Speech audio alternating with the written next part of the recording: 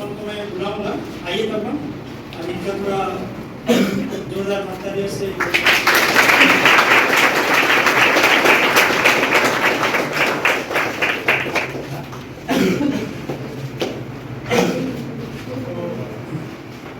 तपन अभी आपका PSC clerkship के माध्यम से इनका रिक्रूटमेंट हुआ था ওখান থেকে হয়েছিল আর এখন উনি বর্তমানে রাইটার্স বিল্ডিং কলকাতায় আছে।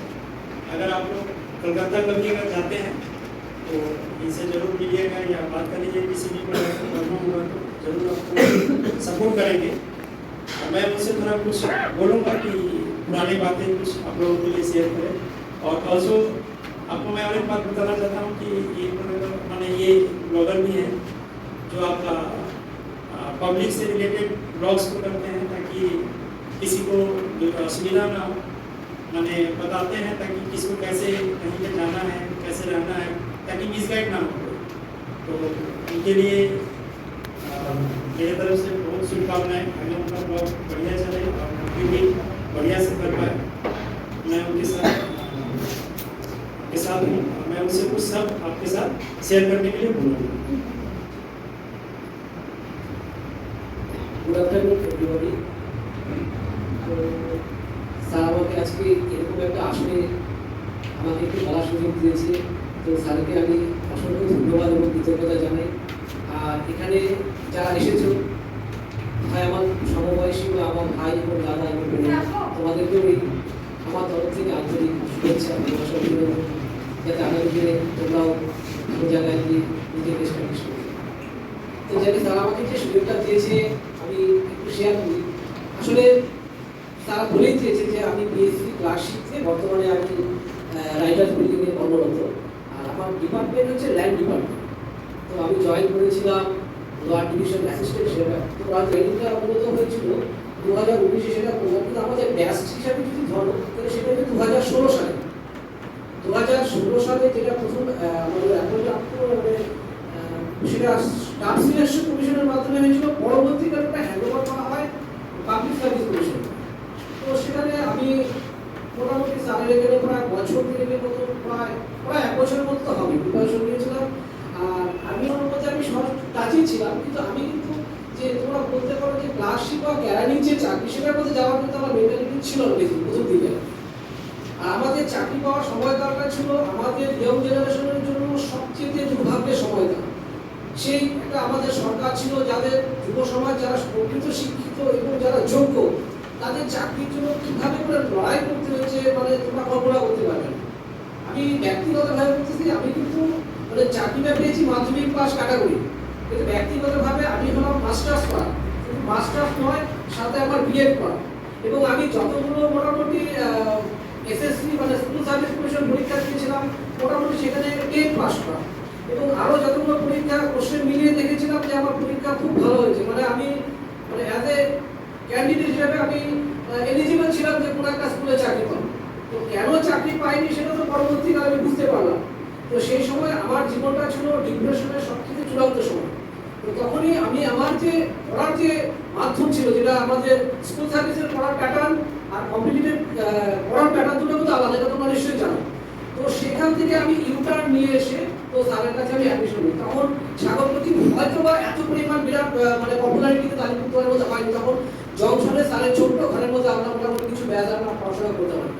তো স্যারকে দিয়ে সব বললাম যে স্যার এই ব্যাপার, আমার তো SSC আর হচ্ছে না, এবার যদি আমার কোনো কিছু একটা চাকরি না হয় মানে সমাজে আমাকে হিউমিলিয়েট হতে হচ্ছে। মানে বলতে এত পড়াশোনা করে কি লাভ, কোনো কিছু তো করতে পারছি না, মানে যে হিউমিলিয়েশন যেটা হয়। মানে আমরা সাধারণত এখন মানে নিম্ন মধ্যবিত্ত সমাজে পড়াশোনা করে যারা ওঠে তারা জানে যে সমাজে পিছু টান দেওয়ার মতো কত মানুষ তারা বসে আছে। যে তুমি যদি প্রতিষ্ঠা পেয়ে যাও তাহলে হয়তো হিংসা করবে, যতক্ষণ তুমি প্রতিষ্ঠা না পাচ্ছ তোমাকে কত রকম ভাবে হ্যাকেল করা যায় সেই সমাজে যারা বসবাস করে বা সেই সমাজ থেকে যারা উঠে আসে তারা জানে না। তো সেরকম চ্যালেঞ্জ আমি কিন্তু মোটামুটি অ্যাকসেপ্ট করি। আমি বলি যে স্যার আপনি যদি আমাকে একটু গাইড করেন, আমি যেহেতু ইংলিশ অনার্স ছিলাম আর কি, বলে ইংলিশটা মোটামুটি আমার মোটামুটি দখলে ছিল আর কি, যেহেতু আমি পরীক্ষার মধ্যে ছিলাম আর কি। তো স্যারকে আমি বলি স্যার আপনি যে করে হোক না কেন আপনি আমাকে প্রিলিটা পাস করিয়ে দিন, কারণ আমার সবচেয়ে ভয়ের সাবজেক্ট ছিল ম্যাথ। মানে ম্যাথকে আমি ভয় পাওয়ার জন্য আমি এই জগৎটাকে পুরো ছেড়ে দিয়েছিলাম। কিন্তু কপালের এমন হয়ে দেখা গেল সেই ম্যাথের জগতে আমাকে টেনে নিয়ে আসবে।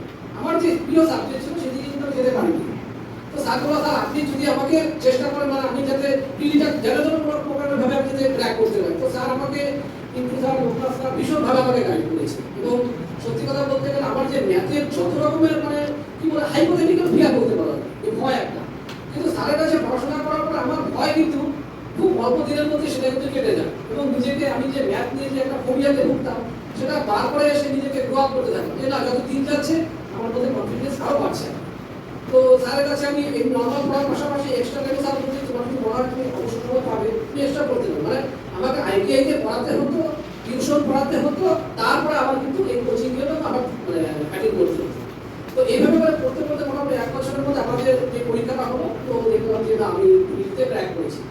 তো স্যারকে বললাম যে স্যার আপনাদের আশীর্বাদে আমি কিন্তু আমার যে ভুলিয়া ছিল সেগুলো কাটিয়ে কিন্তু আমি লিখতে ক্র্যাক করেছি।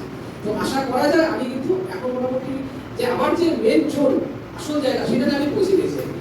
স্যার বলে ছিল তুমি তাহলে এবার মেনসের প্রিপারেশন নাও, স্যার বলে ঠিক আছে তো যথারীতি ওই 16তে পিডি দেওয়া হলো, 17তে হচ্ছে মেইন দেওয়া হলো। তো 17তে যারা আমাদের সাথে মেইন থ্রিটা পেয়েছে যে মোটামুটি বড় বড় দুটো হার্ডেল আমি ক্রস করলাম। এবার আমাদের ফেয়ার ছিল টাইপ টেস্ট, কারণ তখন এমন একটা ব্যাপার ছিল যে আমাদের যেটা পরীক্ষা দিয়েছিলাম সেটা হচ্ছে আমাদের কম্পিউটারের ব্যাপার ছিল না, একটা নর্মাল টাইপ পাস করেছিলাম।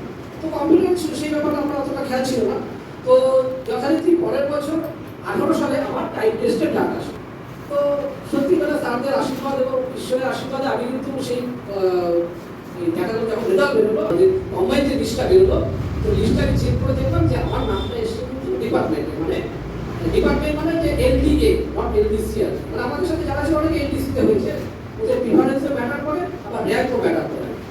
তো সেই হিসাবে আমার পার্সোনাল আর ডিপার্টমেন্ট, তারপরে এলডিএ জয়েন করার পর সেখানে চাকরি করার পর প্রমোশন হওয়ার পর আমি এখন আমার ডিভিশন অ্যাসিস্ট্যান্ট। আর তোমরা জানো যে এই ক্যাডারটা এখন একটা সুযোগ আছে যে পরবর্তীকালে হেড অ্যাসিস্ট্যান্ট এবং তার পরবর্তী তোমরা কিন্তু অফিসার র্যাঙ্কে যেতে পারবে, যেটা সেকশন অফিসার, তারপরে ওএসডি, পরবর্তীকালে তোমরা special officer, assistant secretary, deputy secretary, এবং তোমার যদি বয়স যদি কম থাকে হয়তো বা তুমি প্রমোশন ওয়াইজ জয়েন্ট সেক্রেটারি এবং অ্যাডিশনাল সেক্রেটারি হতে তোমরা পৌঁছে দেবে। তো স্যারের সাথে আমার নিরন্তর যোগাযোগ সবসময় থাকতো ফোনের মাধ্যমে।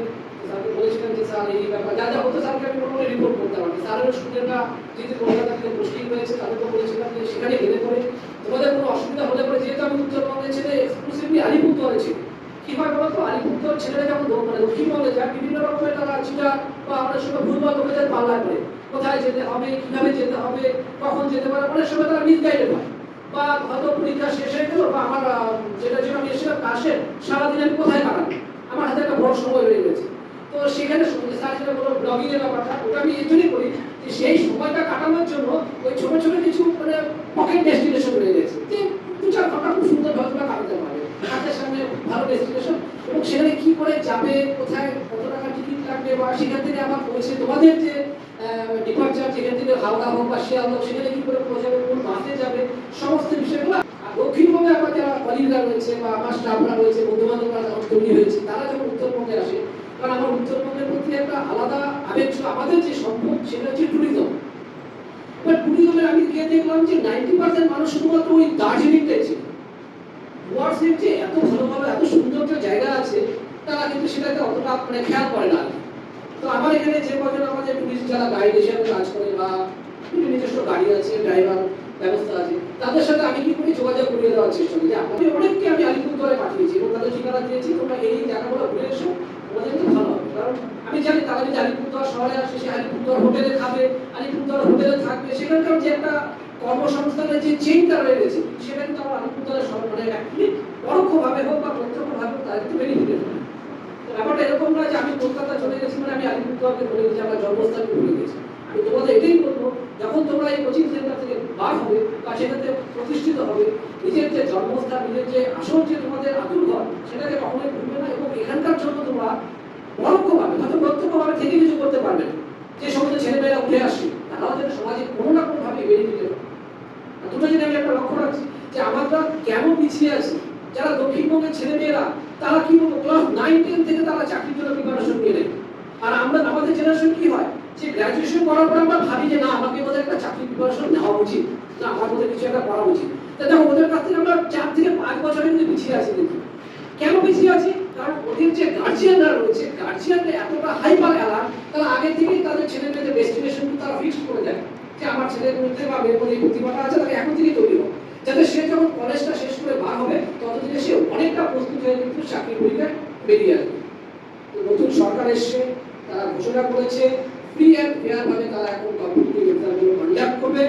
আর আমি আশাবাদী তোমরা যারা এই সাগর কোচিং সেন্টারে পড়াশোনা করছো, আমার লোকরাস্তার বিদ্যুতের গাইডেন্সে আছো, তোমাদের মধ্যে কিন্তু অনেকেই খুব শীঘ্রই ভালো জায়গায় ক্র্যাক করবে, এটা আমি আশাবাদী। এই বলে আমি আমার সামনে বক্তব্য রেখে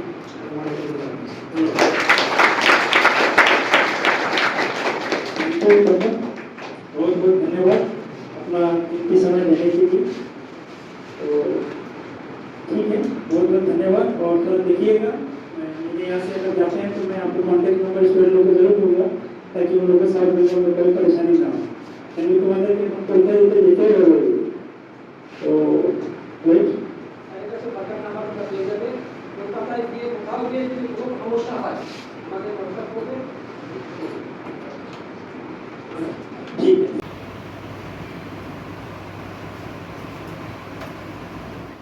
দেওয়া আছে, আচ্ছা এখানে জায়গায় নিয়ে বুঝতে পেরেছি স্যার। আচ্ছা আচ্ছা আচ্ছা